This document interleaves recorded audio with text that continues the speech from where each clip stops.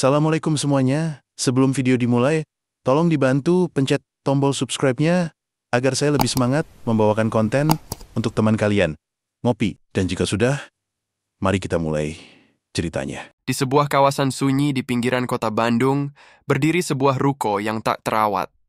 Catnya mulai terkelupas, jendela depannya tertutup kaca buram, dan tak ada papan nama yang menandakan bisnis apapun di dalamnya. Orang-orang yang melewati bangunan itu hanya melihat tempat kosong yang terabaikan oleh waktu. Namun, di balik lapisan lusuh itu tersembunyi sebuah operasi ilegal yang canggih dan sangat terorganisir. Pria yang mengendalikannya adalah sosok yang jarang muncul di keramaian, namun sangat ditakuti dalam dunia maya. Ia dikenal dengan nama samaran yang tak pernah disebut dua kali oleh orang yang sama. Pria ini bukan hanya bandar judi, tetapi seorang arsitek digital dari jaringan gelap internasional. Ia membangun dan mengelola jaringan situs judi online yang menyasar pasar Asia Tenggara. Dari ruko sunyi itu, ia memonitor ribuan pengguna yang berjudi setiap detik, mengalirkan dana dalam jumlah miliaran melalui celah-celah hukum dan kripto yang tak terjamah oleh aparat biasa. Selama bertahun-tahun, Densus 88 lebih dikenal dalam pemberantasan terorisme. Namun kali ini, informasi intelijen yang diperoleh menunjukkan pola-pola yang sangat mirip dengan jaringan teroris. Sistem terdesentralisasi, penggunaan akun palsu dan rekayasa digital, serta hubungan dengan agen luar negeri. Awalnya, data itu dianggap tak relevan dengan terorisme. Namun setelah ditelusuri lebih dalam, ada keterkaitan finansial yang menimbulkan kecurigaan kuat. Dana besar mengalir ke akun luar negeri yang biasa digunakan untuk mendanai aktivitas subversif.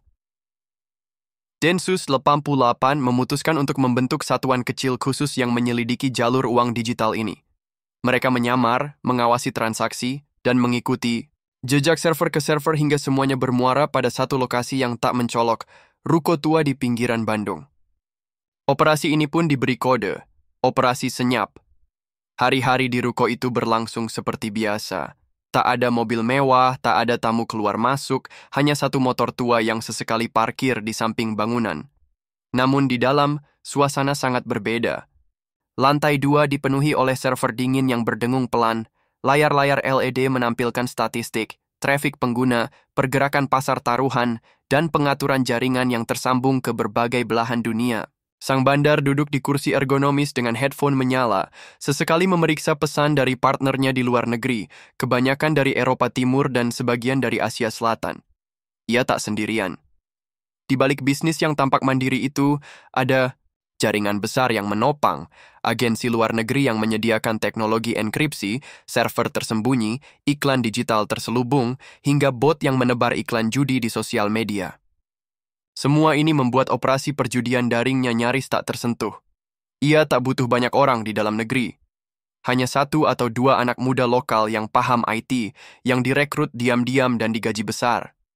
Sisanya dikendalikan dari luar negeri. Dalam hitungan bulan, Densus 88 berhasil memetakan keseluruhan jaringan ini. Namun tak mudah bagi mereka untuk masuk ke ruko tanpa bukti kuat. Operasi ini menuntut kesabaran ekstrim. Mereka memasang alat penyadap frekuensi, kamera pengintai jarak jauh, dan bahkan menyusupkan satu agen ke toko kelontong di seberang ruko. Perlahan-lahan mereka mengumpulkan data vital, waktu aktivitas, pola login, pengiriman uang, bahkan ekspresi. Wajah saat server mengalami gangguan. Ruko kosong itu bukan sekadar markas tapi benteng digital. Tak ada tanda-tanda mencurigakan dari luar, namun aktivitas data di dalamnya meledak di malam hari. Dari jam 9 malam hingga subuh, ribuan transaksi dilakukan dan semua terhubung ke dompet kripto yang lokasinya berpindah-pindah. Densus 88 mencatat semua itu dan menyadari bahwa target ini jauh lebih besar dari sekadar bandar judi lokal. Bandar ini bukan hanya menjalankan situs judi, tapi juga membuka jalur pencucian uang digital lintas negara. Uang dari penjudi Indonesia disalurkan ke luar negeri, dicuci di pasar kripto, lalu kembali dalam bentuk investasi palsu.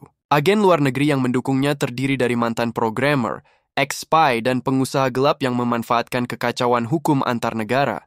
Densus tahu bahwa jika mereka bertindak gegabah, jaringan ini bisa menghilang dalam hitungan menit. Karena itu, perencanaan dilakukan hingga ke detik terakhir. Mereka menyusun kronologi penangkapan, memetakan rute pelarian, bahkan menyiapkan sistem pemutus listrik agar server tak sempat menghapus data penting saat penangkapan berlangsung. Semua disiapkan dengan presisi ala operasi anti-teror. Ruko itu menjadi pusat perhatian penuh. Kamera drone memantau dari atas, tim ahli forensik digital disiapkan di mobil taktis, dan satu regu khusus bersenjata lengkap menunggu aba-aba. Malam itu, ketika sang bandar membuka jaringan dan login seperti biasa, ia tak menyadari bahwa ribuan mata sedang memperhatikannya dari balik bayangan. Di dalam ruko itu, sang bandar sedang menatap layar utama di ruang kerja yang terisolasi suara dan cahaya. Ruangan itu penuh dengan perangkat pendingin tambahan karena suhu dari server-server di belakangnya bisa naik ekstrim dalam waktu singkat. 6 monitor menampilkan berbagai sistem pemantauan, trafik pengunjung, laporan harian deposit dan withdraw, jalur dompet kripto, hingga komunikasi dari agen-agen luar negeri.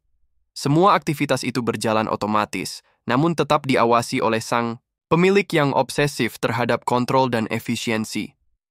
Tak ada satupun data yang lolos dari perhatian matanya.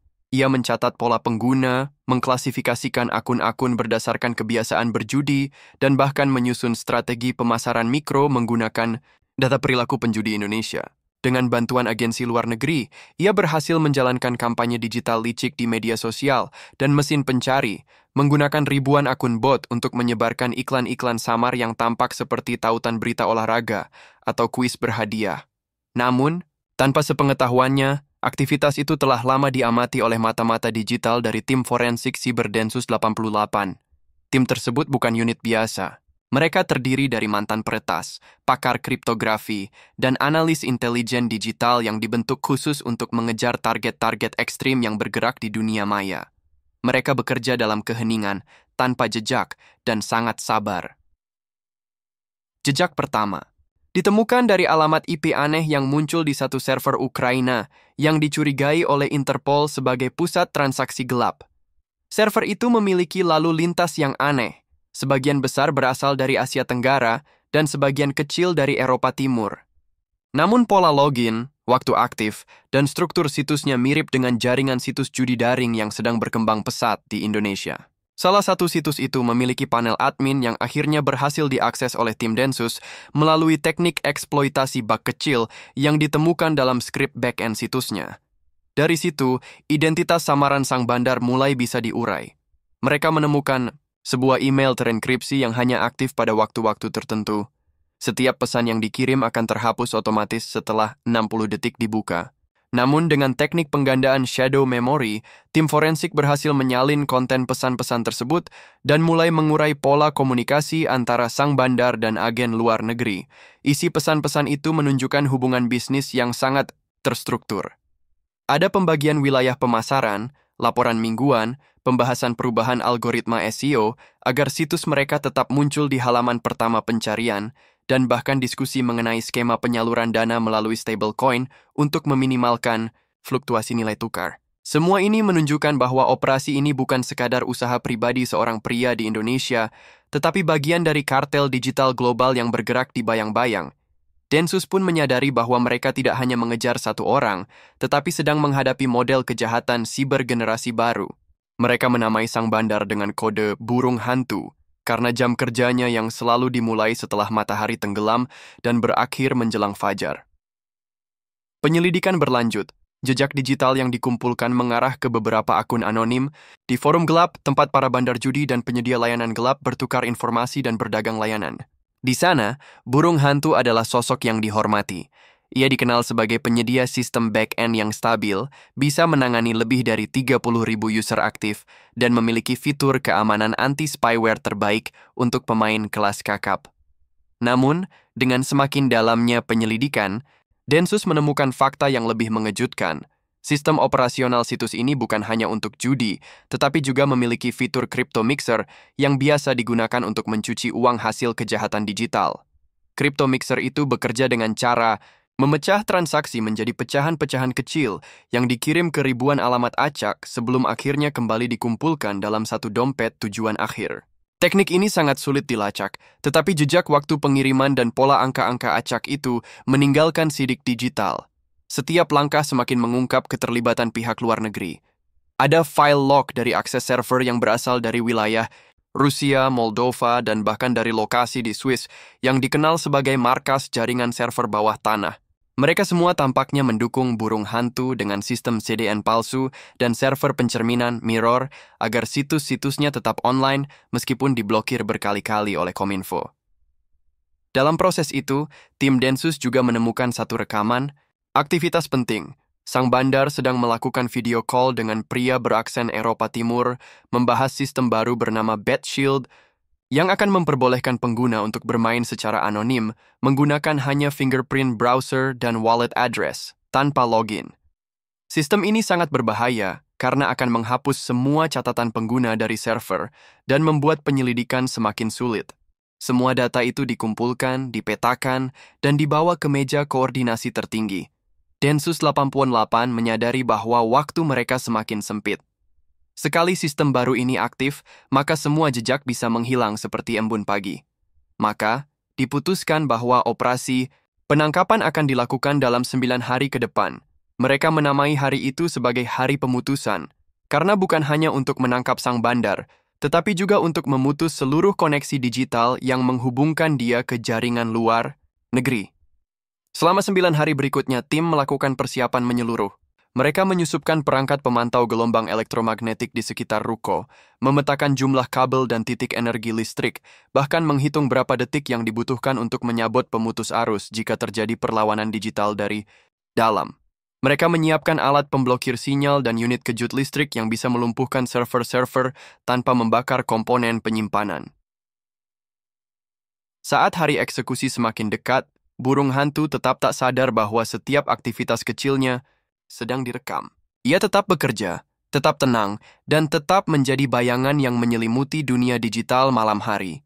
Namun, jejak digital yang ia tinggalkan tak bisa dihapus seluruhnya. Setiap klik, setiap koneksi, setiap pesan terenkripsi yang ia pikir hilang, ternyata tersimpan rapi oleh tangan-tangan dingin yang sedang menunggu waktu untuk menutup tirai kegelapan itu secara permanen. Densus 88, unit khusus yang biasa bergerak dalam dunia terorisme, hari ini turun dengan mandat yang berbeda, menghancurkan sebuah sistem kriminal digital yang berakar dalam, terhubung ke luar negeri, dan telah menjerat ribuan korban lewat ilusi. Keberuntungan dan mimpi kekayaan instan. Pusat operasi hari itu tidak seperti film-film spionase yang penuh layar raksasa dan sorotan lampu. Mereka bekerja dari sebuah pos rahasia di pinggiran kota, hanya beberapa kilometer dari ruko kosong yang telah lama diawasi. Ruangan itu dipenuhi laptop, server cadangan, dan peta digital yang menampilkan arsitektur jaringan situs judi milik burung hantu. Di layar utama, tampak grafik real-time, jumlah user yang aktif, jalur koneksi, dan status sistem server yang masih berjalan normal. Seluruh anggota pasukan telah dibagi dalam tim khusus. Ada tim teknis yang akan menyusup ke dalam ruko, mengamankan perangkat keras, serta menonaktifkan semua sistem operasional tanpa merusak isi penyimpanan.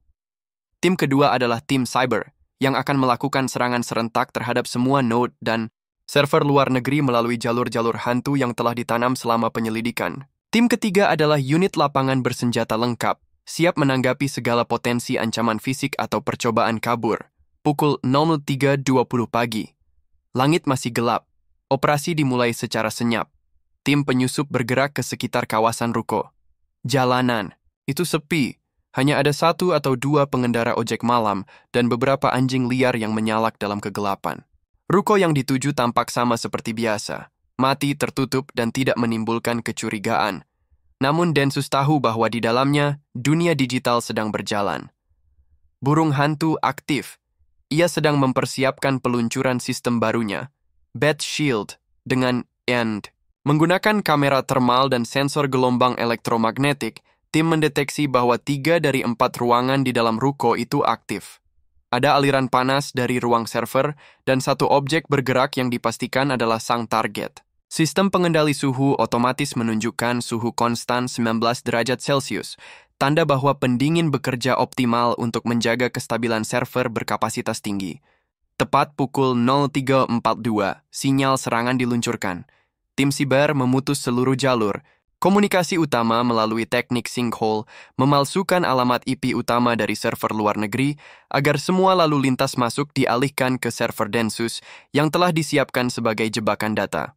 Puluhan koneksi dari Moldova, Ukraina, dan Serbia teralihkan secara paksa. Sementara itu, tim teknis mengaktifkan jammer, alat pemblokir sinyal, yang membuat seluruh perangkat komunikasi di dalam ruko lumpuh, termasuk VPN, router backup, bahkan jaringan GSM. Dari luar semua tampak hening, tapi di dalam ruko, lampu, indikator server berkedip liar. Burung hantu menyadari ada yang tak beres. Sistem dashboardnya menampilkan error yang tak biasa. Connection refused, host unknown. Ia mencoba mengganti DNS, mengaktifkan VPN cadangan, bahkan mencoba mengakses jaringan melalui jalur satelit, tapi semua telah diblokir dengan sempurna. Pukul 03.47, unit penyusup memotong listrik dari jalur utama, namun segera mengalihkan ke UPS, Uninterruptible Power Supply, internal yang telah mereka tanamkan hari sebelumnya saat menyamar sebagai teknisi listrik. Pemotongan ini memutus kontrol sang bandar terhadap server, tetapi tidak mematikan sistemnya. Ini penting. Mereka tidak ingin kehilangan data. Di saat bersamaan, tim teknis masuk melalui jalur atap menggunakan alat pembuka pintu elektromagnetik yang tak menimbulkan suara. Mereka menuruni lorong sempit menuju ruang kontrol. Kamera pengintai yang sebelumnya tersembunyi mulai merekam wajah asli burung hantu tanpa topeng, tanpa filter, tanpa anonimitas. Untuk pertama kalinya, wajah seorang kriminal digital kelas berat tertangkap utuh. Ia berusaha mematikan sistem secara paksa. Namun tim telah lebih dulu menanamkan kode injeksi yang mengunci seluruh sistem dengan sandi khusus. Setiap percobaan untuk menghapus atau memformat disk akan membatalkan akses dan mengaktifkan pemulihan data otomatis ke server backup milik Densus. Sistemnya telah dikhianati oleh perangkat lunaknya sendiri. Pukul 3.53, tim lapangan menyerbu masuk.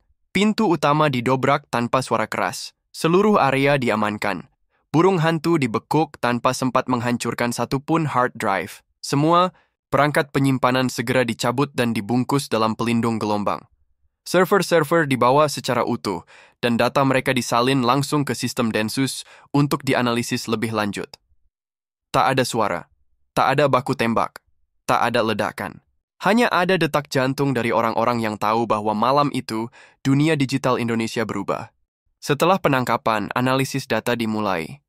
Tim menemukan bahwa sistem milik burung hantu mengelola lebih dari 150 situs judi aktif dengan total trafik bulanan mencapai 3,2 juta pengunjung. Situs-situs itu dibagi menjadi kategori khusus: bola, slot, kasino, togel, hingga permainan rekaan buatan sendiri. Semuanya dengan tampilan lokal, tetapi arsitektur internasional. Dana yang mengalir melalui sistem itu mencapai 750 miliar rupiah per bulan, sebagian besar dalam bentuk kripto. Sistem pelacakan dompet menunjukkan koneksi ke lebih dari 20 wallet anonim, termasuk satu wallet besar yang terhubung ke sebuah akun di exchange luar negeri berafiliasi dengan jaringan sindikat keuangan gelap Eropa Timur. Namun temuan paling mencengangkan adalah keberadaan skrip diseminasi otomatis, semacam AI internal yang bertugas menyebar tautan judi ke media sosial, termasuk menyisipkannya ke kolom komentar situs berita, YouTube, hingga grup WhatsApp palsu. Semua dilakukan otomatis, tanpa perlu sentuhan manusia.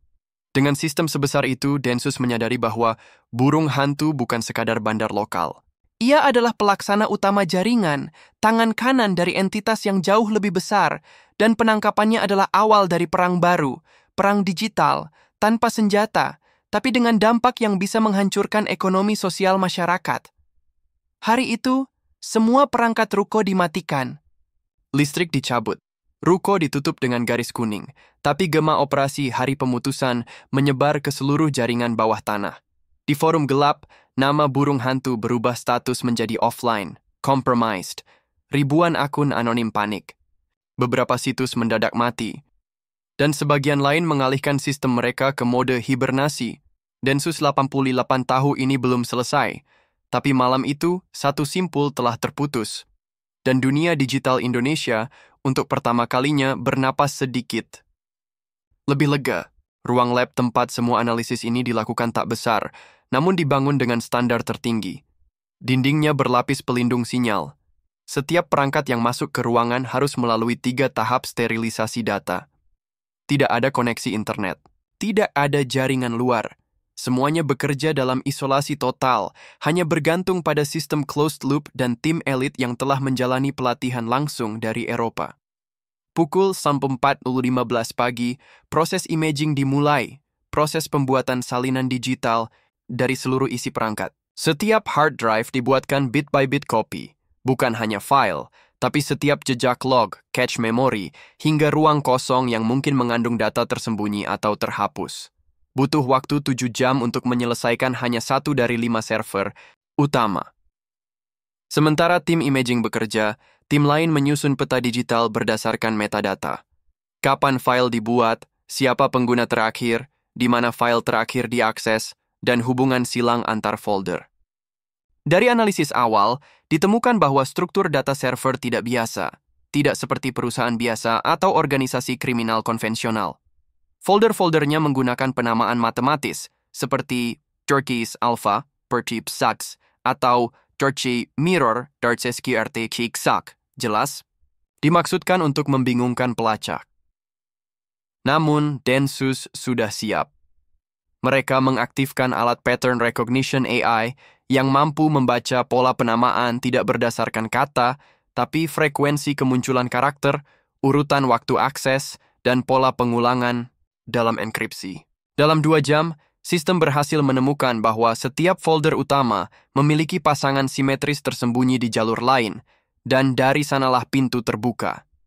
Dalam satu direktori yang awalnya terlihat kosong, ditemukan sistem back-end dari situs utama, bernama BetShield. Di sana tersimpan API endpoint, database pengguna, log transaksi, hingga catatan lengkap IP dan dompet digital milik para agen lokal. Total ada 124.431 akun pengguna aktif dengan 1.242 agen lokal tersebar di seluruh Indonesia. Namun yang lebih mengagetkan adalah sistem distribusi uangnya. Ternyata setiap transaksi dari pengguna ke situs tidak langsung masuk ke wallet situs. Uang tersebut masuk ke wallet penyangga, yang langsung dikonversi ke dalam stablecoin, lalu dikirim ke smart contract di jaringan blockchain yang digunakan bukan Ethereum atau Bitcoin, tapi Monero dan Zcash, 2 mata uang kripto dengan sistem anonimitas tinggi.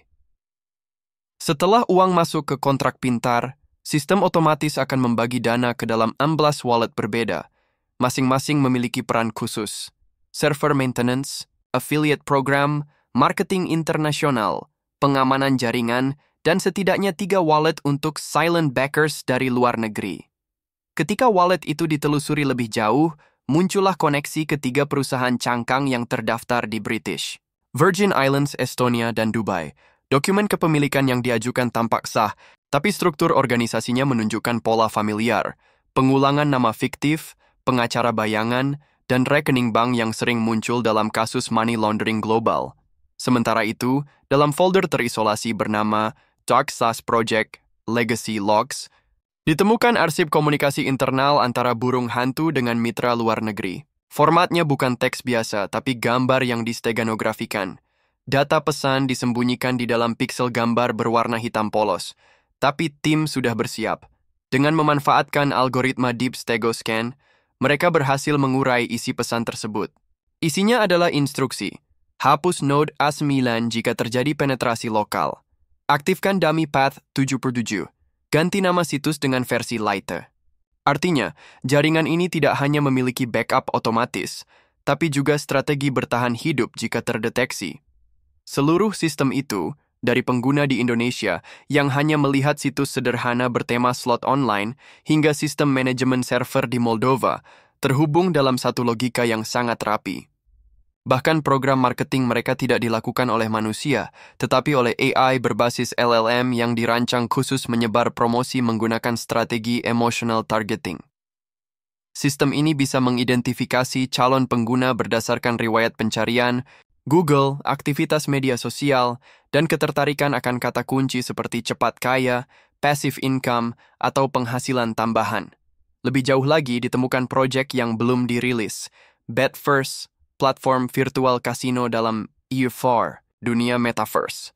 Di sana, pengguna bisa menggunakan avatar untuk berjudi dalam ruang simulasi. Infrastruktur VR-nya sudah dirancang, bahkan didukung oleh mitra teknologi dari Asia Timur. Rencana peluncurannya dijadwalkan untuk kuartal ketiga tahun depan. Untungnya, ditangkap lebih dulu. Namun, tak semua data bisa diakses langsung. Dalam satu partisi terenkripsi, Densus menemui sistem proteksi berlapis 3, password biasa, OTP berbasis waktu, dan sistem verifikasi wajah. Untuk membukanya, tim menggunakan teknik cold boot attack, menyedot data langsung dari RAM sebelum sistem mati total, untuk merekonstruksi kode akses sementara. Setelah 36 jam tanpa henti, partisi itu berhasil dibuka. Isinya mengejutkan. Di dalamnya ada catatan rahasia tentang rekrutmen agen dalam negeri, sebagian besar melalui seminar palsu, program magang daring, bahkan lowongan pekerjaan di bidang digital marketing yang ternyata hanyalah pelatihan agen judi. Semua nama, alamat email, dan kontak tercatat rapi. Di sisi lain, Densus juga menemukan catatan tentang penyuapan terhadap oknum penegak hukum dan pengacara. Walau sebagian besar nama sudah disamarkan, ada cukup banyak petunjuk untuk ditindaklanjuti. Operasi ini ternyata telah menyusup ke dalam berbagai lapisan, dan sang bandar tidak bekerja sendiri. Ia dikelilingi oleh sistem yang selama ini tampak seperti kebetulan, padahal adalah konspirasi.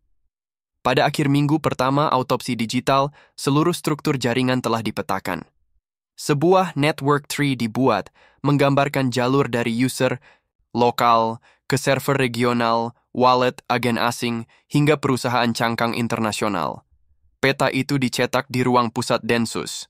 Di tengahnya, dengan garis merah menyala, adalah foto wajah burung hantu. Namun di atasnya kosong. Unidentified Controller, TBD. Ini adalah kesimpulan yang sulit diterima, bahwa burung hantu bukan dalang utama, melainkan operator kelas atas, orang lapangan dari kekuatan yang lebih besar. Sosok di balik. Layar masih belum terungkap, tapi kini mereka tahu cara kerjanya, dan mereka tahu kemana harus menggali berikutnya.